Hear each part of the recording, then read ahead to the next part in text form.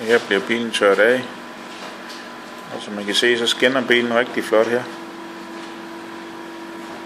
Meget, meget bedre end en vaskehalsresultat, hvor bilen ikke er tørret ordentligt efter. Her der er det helt tørret rigtig flot op.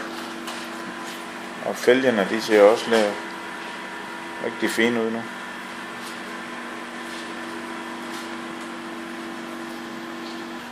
Her kommer den sidste hånd på fælgerne.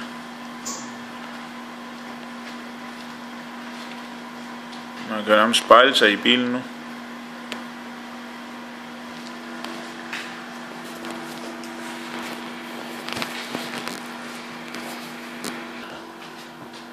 Sæderne ser også meget, meget flot ud nu.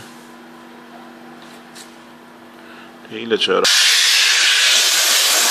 Her får dørfalserne en omgang også.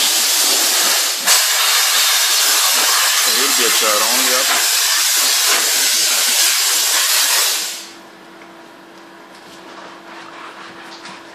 Inden vinylmakeupen skal det hele affettes og tørres af. Og det er det, der sker her. Og det hele lige bliver tørret ordentligt af indvendigt. Dørfald så bliver vand. Og det hele bliver tørret ordentligt op. Det er derfor det er vigtigt, at bilen er helt tom. Også i de indvendige lommer, inden man kommer ind med den, så vi kan tørre af indvendigt også. Og her kan I se, hvor fint den ser ud indvendigt. Den mangler stadigvæk vinylmakeupen, men nu er den gjort klar til, at det kan få det.